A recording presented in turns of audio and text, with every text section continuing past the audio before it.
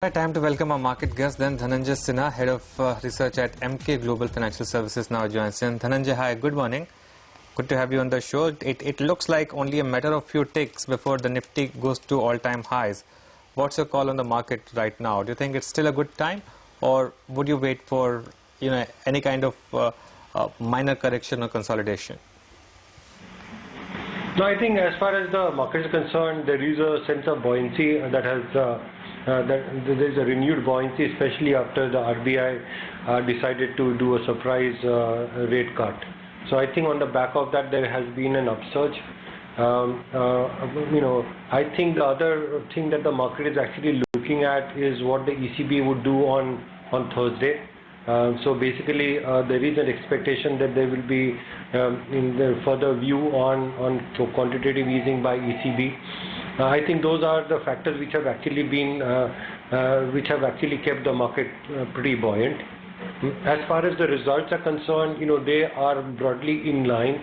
I don't think there are any great positive surprises, and I think there are many companies who are actually giving us negative surprises, and broadly in the line of the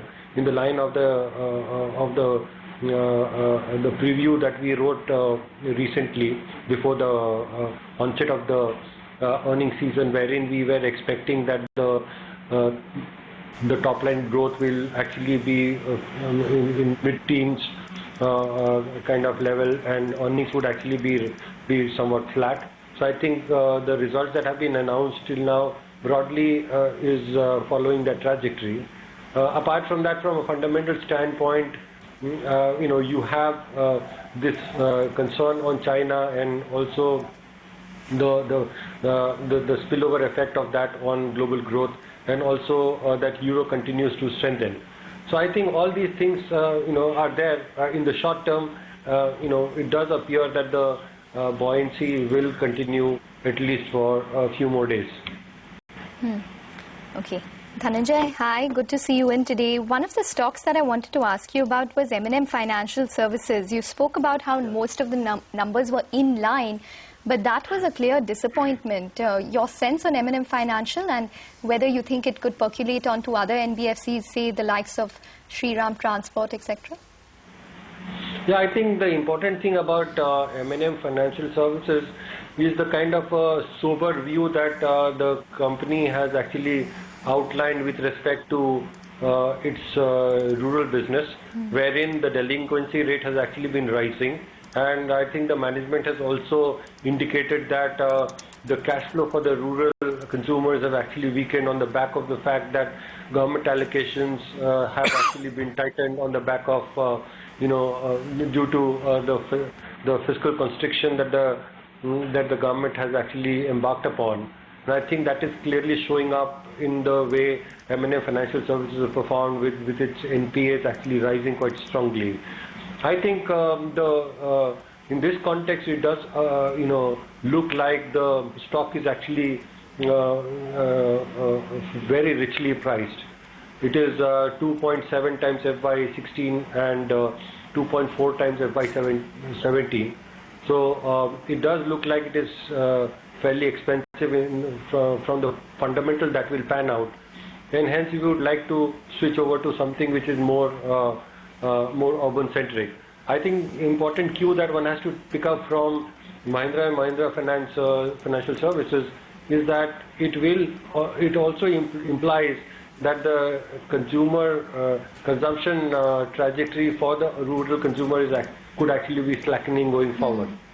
So I think that also kind of supports our view that we need to switch to more urban-oriented consumption theme, away from the rural-oriented consumption themes.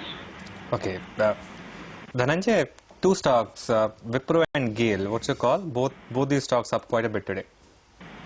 Yeah, I think Wipro surprised positively, and it has actually done relatively better than TCS and Infosys in terms of Q-on-Q top line growth. I think it will. I think the market reaction, the price reaction, is justified on the back of that. Though our top picks in terms of ranking is first Infosys, then TCS and Wipro. So I think that there can be a pop-up in the price on the back of the good result that the company has actually declared. Dhananjay, HUL comes out with numbers today. Overall, what is your expectation, one, from the numbers, and two, do you expect the current valuations to sustain? Which one you said? Sorry? Hindustan Unilever.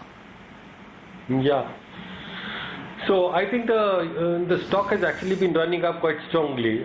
So basically the underlying context could be that there is a decline in commodity prices on the back of which there might be some earning expansion. We are expecting a volume growth of somewhere around 5 to 6%.